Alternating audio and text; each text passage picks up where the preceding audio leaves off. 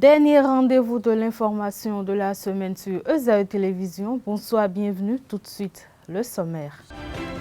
Le troisième gouvernement du président Patrice Talon a été formé ce jeudi 5 septembre 2019. Au nombre de 24, les membres de ce gouvernement comportent 6 entrées contre 3 sorties, un changement de poste et la création de 4 portefeuilles. Plus de précisions dans un instant. Désigné pour siéger au sein du Conseil d'orientation et de supervision de la liste électorale permanente informatisée, COST-LEPI, les députés de la 8e législature ont officiellement prêté serment ce jour, vendredi 6 septembre 2019, à la Cour constitutionnelle du Bénin. Vous suivrez dans cette édition les impressions des nouveaux membres du COST-LEPI à la fin de la cérémonie de leur installation. 2 mois environ après leur brillante prestation à la CAN Égypte 2019, les écureuils du Bénin font leur rentrée ce soir au stade Michel Dornano de Caen en France. Ils affrontent les éléphants de la Côte d'Ivoire en amical. Papa. Oui, ma fille. Tu sais, je t'ai dit qu'après mon bac, je veux devenir journaliste reporter d'image, non? Papa, tu penses m'inscrire où? ESAE. ESAE, papa. Waouh! Maman, maintenant que j'ai eu le bac, je veux faire les finances et trésors. Tu comptes m'inscrire où?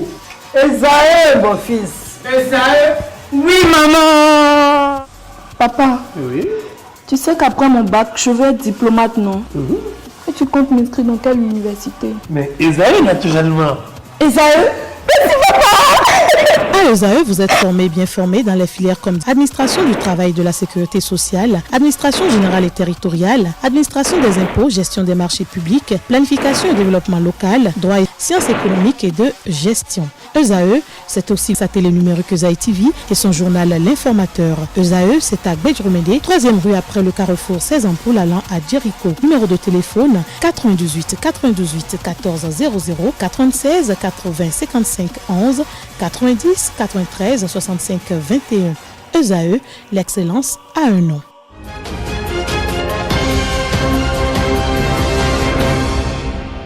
Bonsoir si vous nous recevez. Le chef de l'État a procédé ce jeudi 5 septembre, après consultation du bureau de l'Assemblée nationale, à un remaniement de son gouvernement. Plus qu'une surprise, ce nouveau gouvernement a connu 6 entrées. On note 3 sorties et 2 scissions qui ont débouché sur la création des ministères, notamment du numérique et de la digitation, de la communication et de la poste, des sports et enfin du tourisme, de la culture et des arts. Comme entrée, il y a Jean-Michel Abimbola au tourisme, culture et Alain Oronla prend le portefeuille de la communication et de la poste, porte-parole du gouvernement. Véronique Toinfodé est aux affaires sociales et de la microfinance.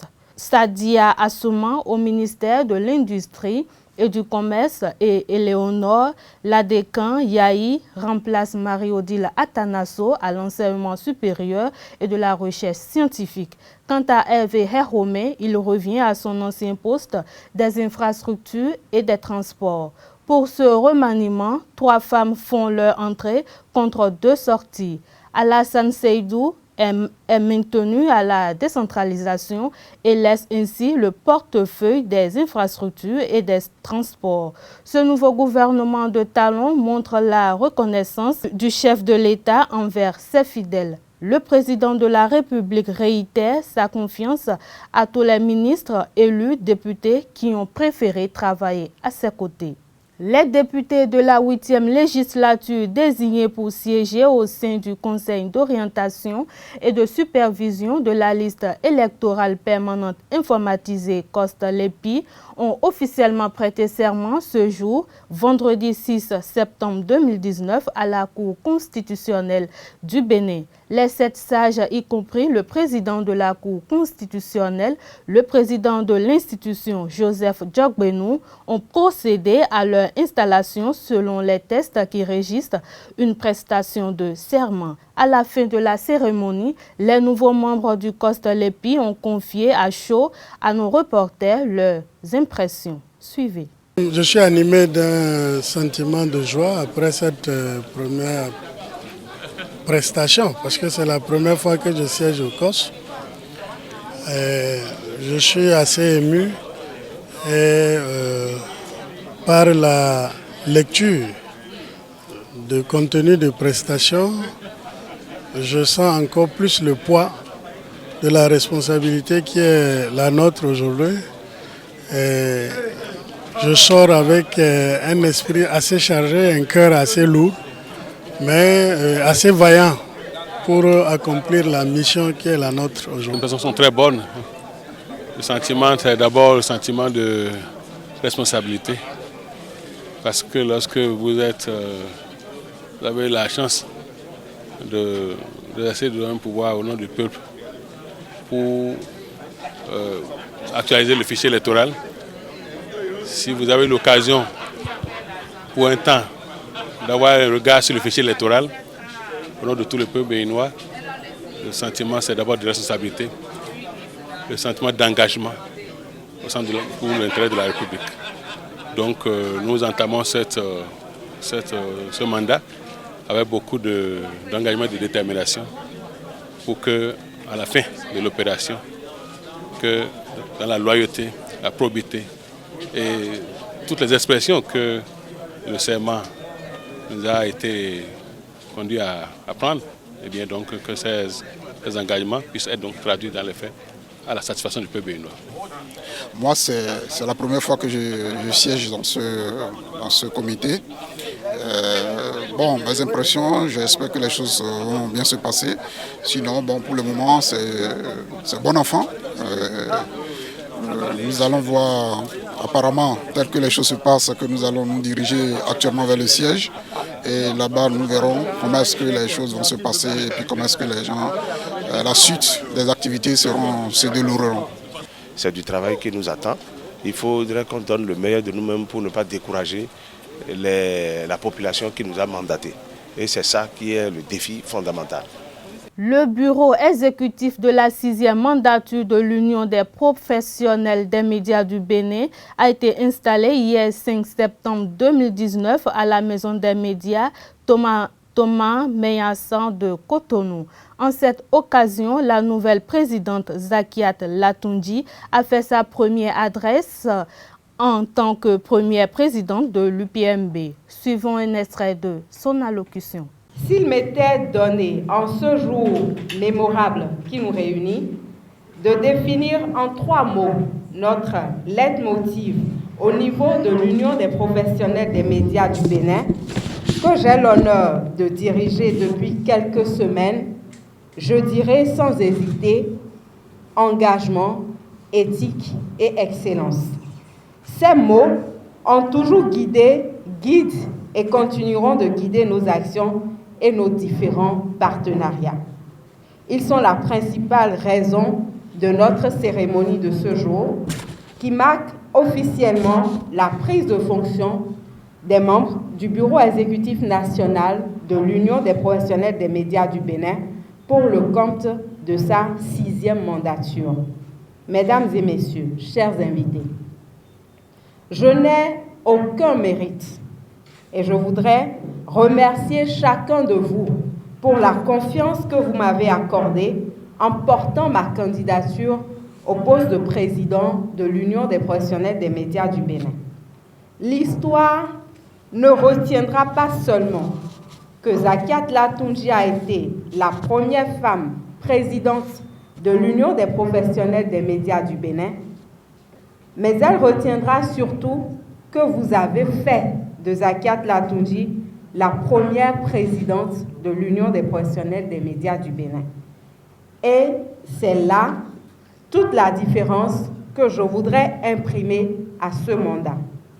C'est ensemble que je nous engage sur cette nouvelle voie. Une nouvelle voie qui nous aidera à faire de notre union un syndicat fort au service de tous les acteurs des médias du Bénin. Au cours de cette mandature, et comme annoncé, nous allons travailler à la formation, à la spécialisation, à répondre aux attentes de tous les acteurs des médias du Bénin. Et comme certains se plaisent à le dire, je revendique, bien entendu, ma féminité en tant que femme présidente de l'Union des professionnels des médias du Bénin. Je revendique mon appartenance à cette corporation dont je suis fière.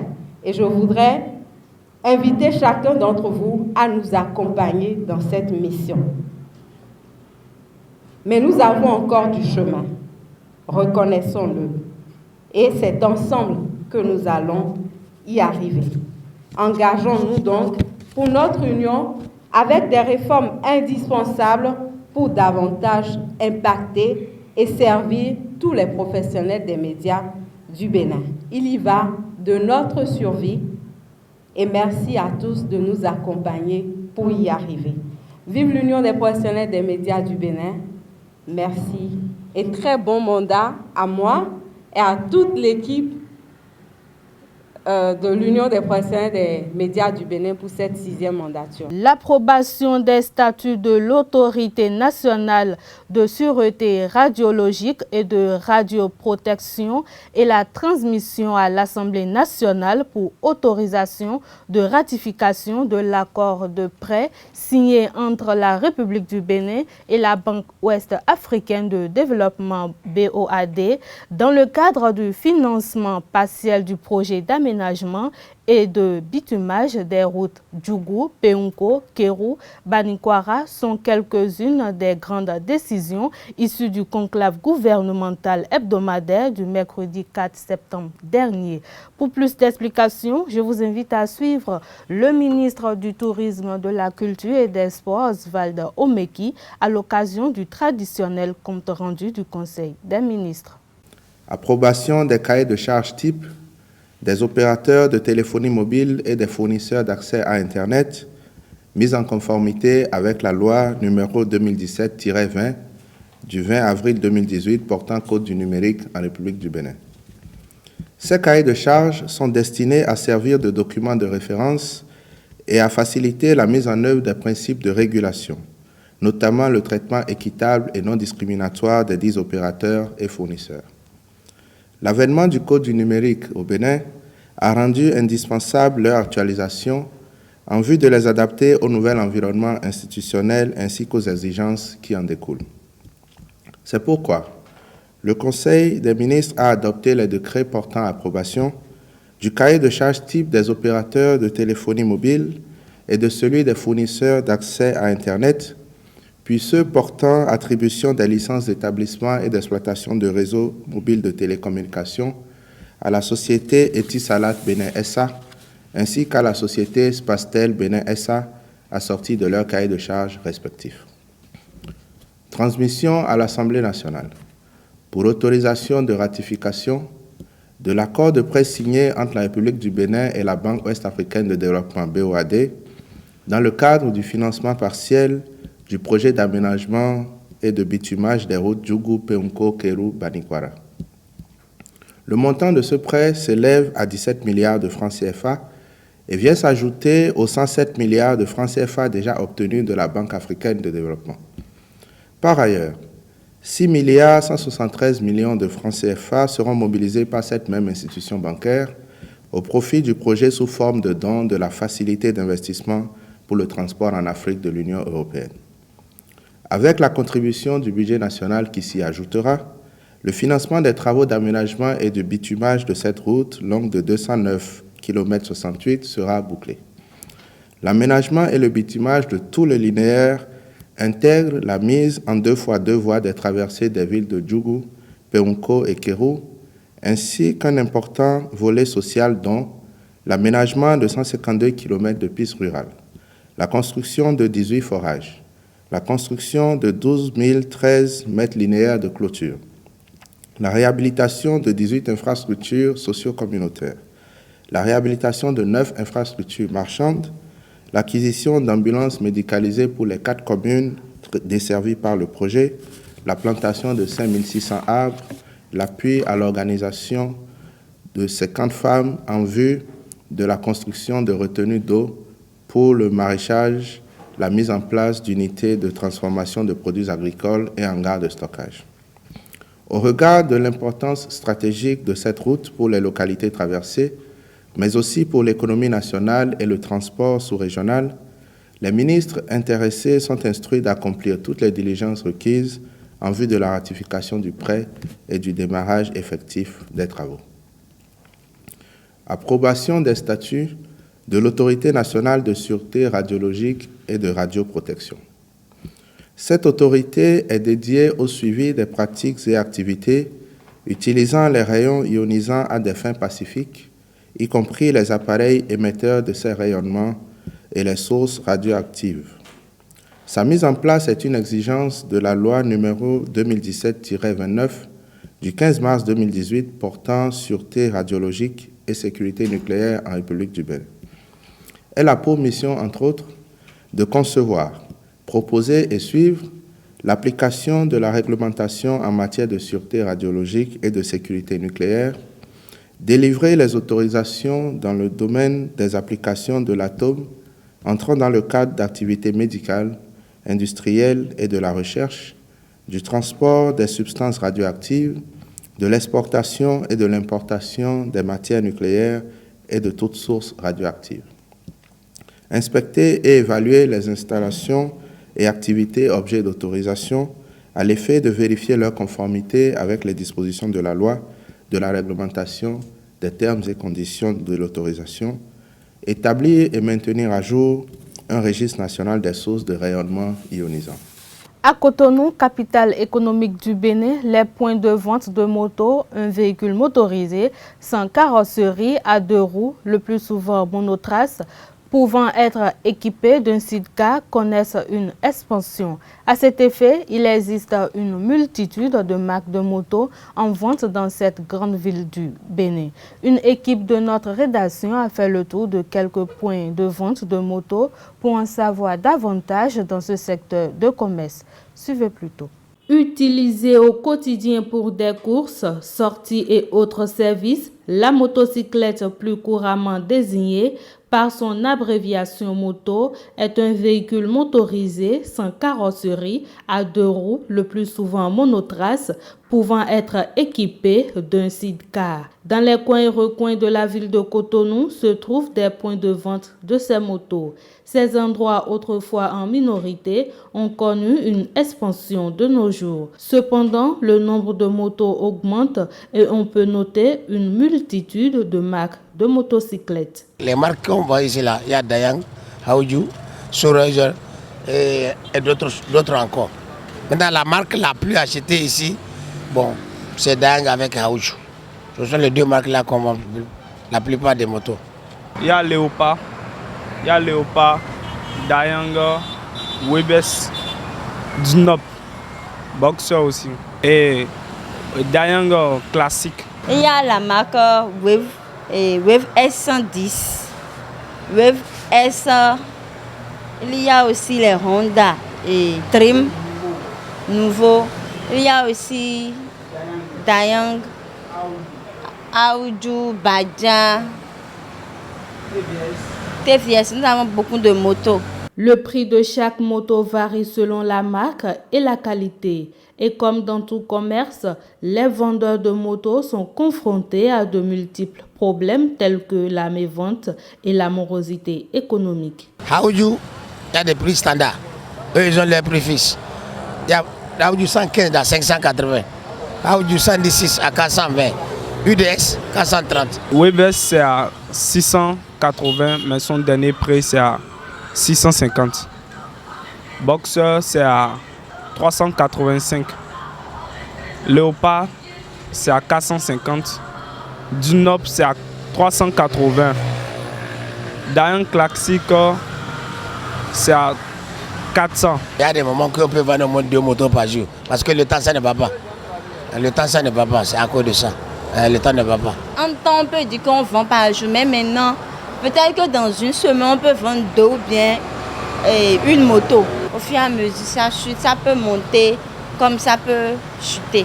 Depuis quelque temps maintenant, les clients ne viennent plus comme ça. Notons que les motocyclettes peuvent se classer en différents types, chaque type ayant des caractéristiques différentes telles que la maniabilité, le poids ou la position de pilotage.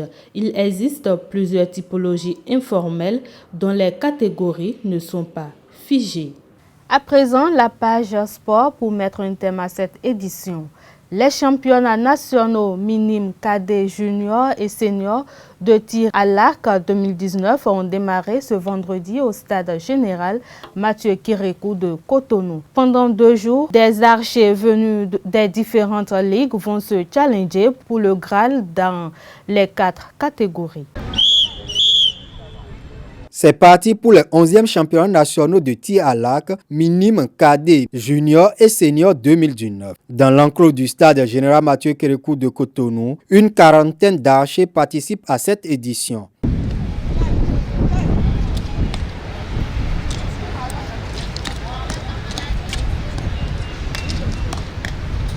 Concentration, adresse et précision. Les jeunes pousses ouvrent le bal de ces championnats. Chez les minimes, certains confirment leur rang et d'autres espèrent engranger une médaille. C'est pour de la joie et surtout de la fierté. Car j'ai su maintenir mon rang comme l'année passée. J'avais participé l'année passée à une compétition. C'était la 3e. J'espère que je vais gagner une médaille aujourd'hui. Mandaté par le Comité national olympique et sportif béninois au lancement de ces championnats, Gracien Gbagidi est séduit par les performances réalisées par les enfants. Je me rassure que la relève est assurée. Et il y a de nombreux jeunes qui aiment la chose, qui s'efforcent à réussir les épreuves. Et la détermination que j'observe à travers ces jeunes-là me rassure et m'enchante. Ce qui prouve que le président du tir à l'arc est en train de faire le développement de ce sport à la base. Au-delà de la promotion du tir à l'arc à la base, la fédération nourrit également l'ambition de la modernisation des équipements et matériels. Cela commence dès les présents championnats. L'objectif dans nos réformes, c'est que les gens ne s'éternisent pas à faire l'arc traditionnel. Et maintenant, demain, vous allez voir tous ceux qui ont déjà 1 an, 2 ans et plus d'expérience, ils vont s'essayer avec les arcs standards et les arcs classiques à 50 mètres et à 70 mètres. Au terme de ces épreuves, le rideau va d'ailleurs tomber sur les championnats 2019 ce samedi 7 septembre. Pour veiller à une saine compétition entre les archers et faire respecter les lois de jeu, les juges anciens comme nouveaux ont pris part hier à un séminaire de formation au Comité national olympique et sportif béninois. La monitrice Florence Danso-Guédégbé expose quelques nouvelles dispositions introduites cette année. Bien. Qu'est-ce qu'on peut retenir par rapport à l'équipement sifflé? Et habituellement aussi à l'arc, nous utilisons les sacs appelés bananes. Donc si vous en avez une, il faut noter que chaque année, il y a toujours une révision par rapport au règlement du tir à l'arc. Et entre autres, c'est par rapport aux signaux de communication sur le terrain. Et l'année passée, nous avons noté des signaux, ils étaient au nombre de 10, à raison de 5 signaux avec les bras et 4 avec les doigts. Cette année, ces signaux sont passés au nombre de 12, avec 5 signaux au niveau des bras et 7 avec les doigts. Nous pouvons dire par rapport aux signaux de communication relatifs aux problèmes sur la cible, et le juge faire le signal là pour montrer qu'il y a un problème sur la cible après les tirs. Et quand le problème est spécifique aux flèches ayant traversé la cible. Le juge n'a qu'à faire ce signe-là pour dire qu'il y a des flèches ayant rebondi, des flèches pendantes, des flèches qui ont traversé la cible. Et le juge, le DOS, arrête les tirs. Les juges se portent vers la cible pour pouvoir régler le problème. En ce qui concerne les signaux par rapport au doigt, il peut arriver sur la ligne de tir qu'un archer n'a pas pu finir de tirer ses flèches, faute d'équipement. Et l'arbitre peut accorder un temps supplémentaire à l'archer pour qu'il tire soit une flèche, et le juge qui est sur la ligne de tir dit à l'arbitre, au DOS, signale au DOS qu'il y a une flèche à tirer, ou soit 2, en faisant un signe comme ceci, ou 3 comme ceci, ou 4, ainsi de suite. Voilà les modifications qui se sont ajoutées au règlement que nous avons notifié cette année, et il est important pour nous de le notifier aux juges que nous formons ce soir.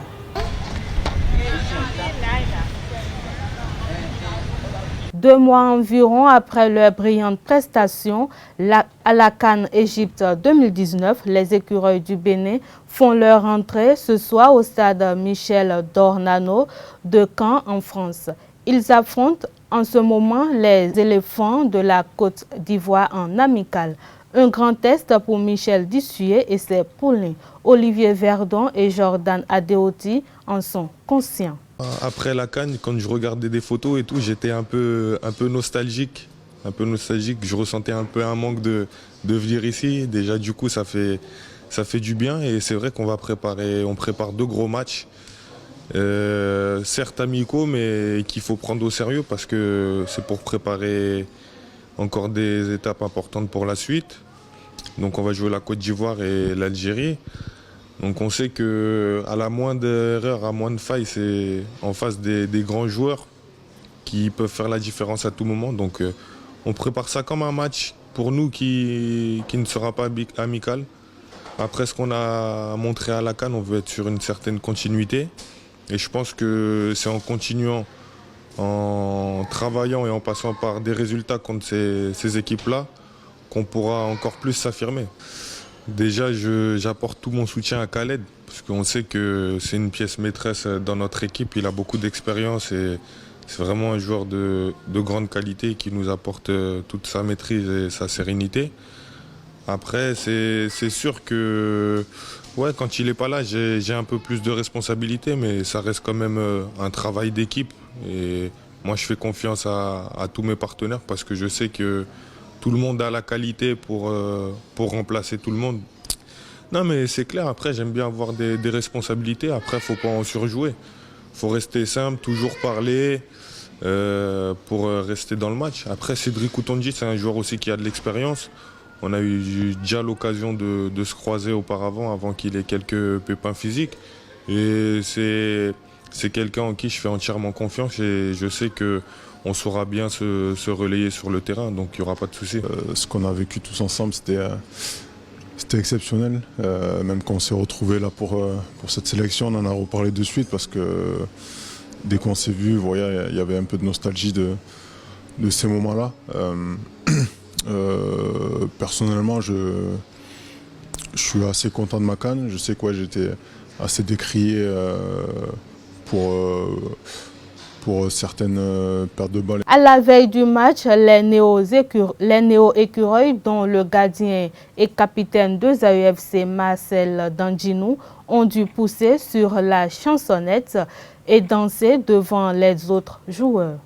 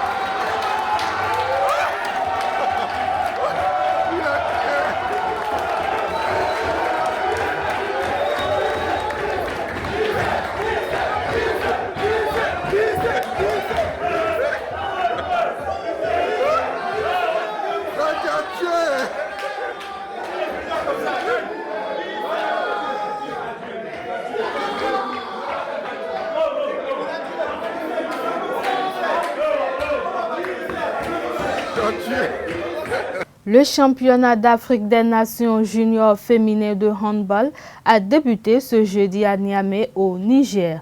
9 pays dont le Bénin prennent part à la compétition. Logées dans le groupe B, les écureuils handballeuses ont raté leur entame. Elles ont perdu contre les Tunisiennes 21-35. Dans l'autre match, le pays hôte, le Niger, s'est incliné face à l'Algérie 15-34. Dans la poule A, la Guinée a battu le Sénégal 47-33. Nous avons eu pour le compte de la deuxième journée ce vendredi Angola-Congo, RDC-Bénin et Tunisie-Niger. Nous reviendrons sur les résultats. Fin de cette édition sur ESAE Télévision. Merci de m'avoir suivi. Passez un excellent week-end en compagnie de nos programmes sur les www.esaetv.bj. Bonsoir.